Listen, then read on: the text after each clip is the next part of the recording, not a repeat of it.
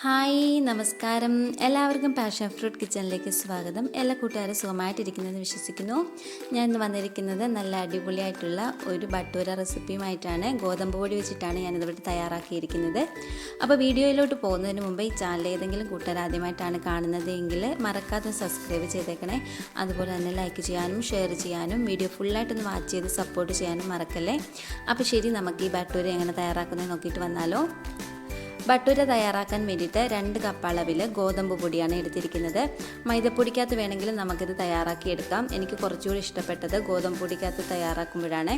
അപ്പോൾ ഇനി നമുക്കിതിനകത്തോട്ട് ഒരു 1/2 ടേബിൾ സ്പൂൺ അളവിൽ ഈസ്റ്റ് ചേർത്ത് കൊടുക്കാം. ഇനി ഇതിനകത്തോട്ട് ആവശ്യത്തിനുള്ള ഉപ്പൂടെ ചേർത്ത് കൊടുക്കാം. ഉപ്പൂടെ ചേർത്ത് കൊടുത്തിട്ടുണ്ട്. ഇനി ഒരു 1/2 സ്പൂൺ അളവിൽ പഞ്ചസാര ചേർത്ത് കൊടുക്കാം. ഇനി നമുക്കിതിനകത്തോട്ട് ചേർക്കേണ്ടത് ഇതെല്ലാം ഇനി നന്നായിട്ടൊന്ന് മിക്സ് ചെയ്യുന്നുണ്ട്. ഈ പൊടികളെല്ലാം നന്നായിട്ടൊന്ന് മിക്സ് ചെയ്യാം.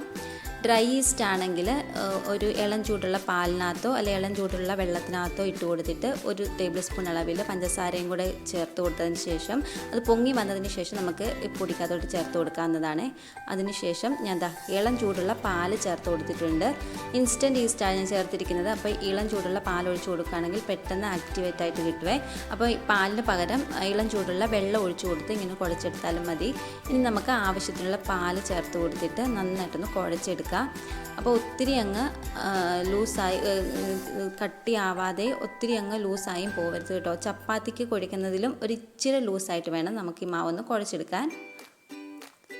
ഇത് മാവെല്ലാം ഒന്ന് ഞാൻ കുഴച്ചെടുക്കുന്നുണ്ട്. ഇതാ എല്ലാം ഒന്ന് റെഡി ആയിട്ട് വന്നിട്ടുണ്ട്. ഇനി ഇച്ചിരി ഓയിലൊന്ന് ഒഴിച്ചു കൊടുത്തിട്ട് ഒന്നുകൂടെ ഒന്ന് കുഴച്ചെടുക്കുക. നല്ല സോഫ്റ്റായിട്ട് വേണം കുഴച്ചെടുക്കാൻ, എങ്കിൽ നമുക്ക് നല്ല സോഫ്റ്റായിട്ടുള്ള ബട്ടൂര റെഡിയാക്കി എടുക്കാൻ പറ്റുള്ളൂ. നന്നായിട്ടൊന്ന് കുഴച്ചെടുത്തിട്ടുണ്ട്. ഇനി നമുക്കിത് 1 മണിക്കൂർ ഒന്ന് റെസ്റ്റ് ചെയ്യാനായിട്ട് വെക്കണം. ഇതെല്ലാം ഒന്ന് നന്നായിട്ട് ഞാൻ കുഴച്ചെടുത്ത് വന്നിട്ടുണ്ട്.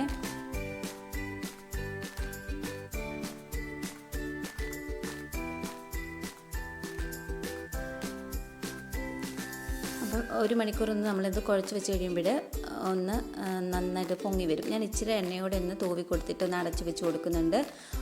ഒരു മണിക്കൂറിന് ശേഷം നമ്മുടെ മാവൊക്കെ ഒന്ന് പൊങ്ങി വന്നിട്ടുണ്ട്. നല്ല സോഫ്റ്റായിട്ട് വന്നിട്ടുണ്ട് മാവ്. ഇനി നമുക്ക് ഇത് ചപ്പാത്തി പലകയുടെ മണ്ടയിലിട്ടോ അല്ലെങ്കിൽ നമ്മുടെ പാതകം ഉണ്ടല്ലോ നന്നായിട്ടൊന്ന് വൃത്തിയാക്കിയതിന് ശേഷം അതിൻ്റെ മണ്ടയ്ക്കിട്ടോ ഒന്ന് കൗണ്ടർ ടോപ്പിൻ്റെ മണ്ടയിലിട്ട് നന്നായിട്ടൊന്ന് ഒന്നുകൂടെ ഒന്ന് കുഴച്ചെടുക്കാം.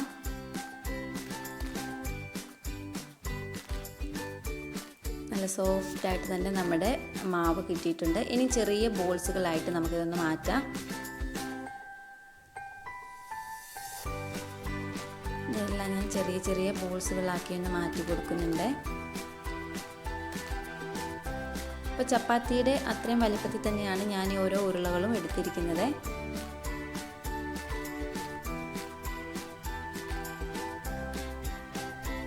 ഇതെല്ലാം ഒന്ന് ഉരുട്ടിയെടുത്തിട്ടുണ്ട്. ഇനി നമുക്ക് കുറച്ച് എണ്ണയും കൂടെ ഒന്ന് സ്പ്രെഡ് ചെയ്യാം. ഇത് ഉണങ്ങി പോവാതിരിക്കാൻ വേണ്ടിയിട്ടാണ് ഈ മാവ് ഞാൻ എണ്ണ സ്പ്രെഡ് ചെയ്തിരിക്കുന്നത്.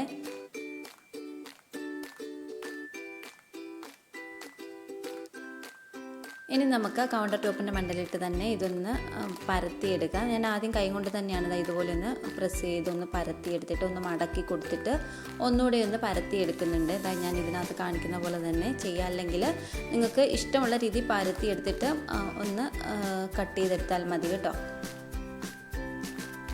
അപ്പോൾ തീരെ അങ്ങ് കനം കുറച്ച് പരത്തല്ലേ, ഒത്തിരി കനത്തിലും ഒത്തിരി കനം കുറച്ചും പരത്താൻ പാടില്ല. ഒരു മീഡിയം ലെവലിൽ കനം ഉണ്ടായിരിക്കണം നമ്മൾ ഈ ബട്ടൂര തയ്യാറാക്കുമ്പോഴേ. കുറേശ്ശെ മാവ് തൂവി കൊടുത്തിട്ട് നമുക്കിതൊന്ന് നന്നായിട്ടൊന്ന് പരത്തിയെടുക്കാം.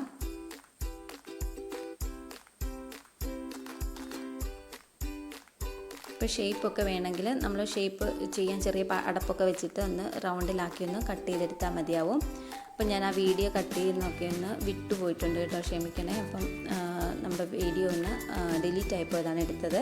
അപ്പം ഞാനിതെല്ലാം ഒന്ന് പരത്തി എടുക്കുന്നുണ്ട് ഇതിനകത്ത്.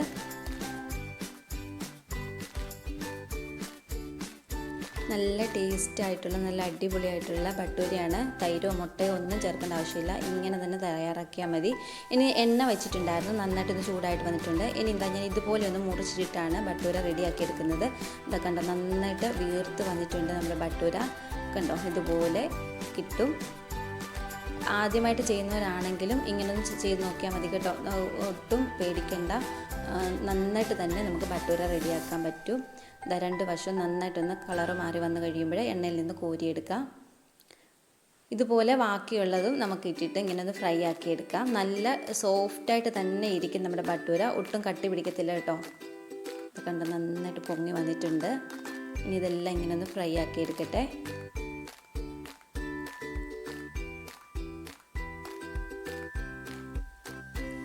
എൻ്റെ ഭട്ടൂര എല്ലാം ഇവിടെ റെഡി ആയിട്ട് വന്നിട്ടുണ്ട്. ഇതുപോലെ ബാക്കിയെല്ലാം ഞാനൊന്ന് ഫ്രൈ ആക്കി എടുത്തിട്ടുണ്ട്. ഇനി നമുക്കിതെല്ലാം ഒരു സെർവിങ് പ്ലേറ്റിലോട്ട് ആക്കി കൊടുക്കാം.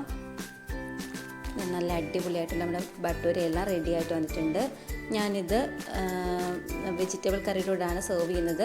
ചിക്കൻ കറിയുടെ കൂടെ, ബീഫ് കറിയുടെ കൂടെ, മുട്ടക്കറിയുടെ കൂടെ, കടലക്കറിയുടെ കൂടെ, ഏതിൻ്റെ കൂടെ വേണമെങ്കിലും നമുക്ക് സെർവ് ചെയ്യാം. നല്ല ടേസ്റ്റ് ആയിട്ടുള്ള, നല്ല സോഫ്റ്റ് ആയിട്ടുള്ള നമ്മുടെ ഭട്ടൂര ഇവിടെ റെഡി ആയിട്ടുണ്ട്. അപ്പം നിങ്ങളെല്ലാവരും ഒന്ന് മറക്കാതെ ട്രൈ ചെയ്ത് നോക്കണം. ട്രൈ ചെയ്ത് നോക്കിയിട്ട് ഫീഡ്ബാക്ക് കമൻറ്റ് ബോക്സിൽ അറിയിക്കാൻ മറക്കല്ലേ. താങ്ക്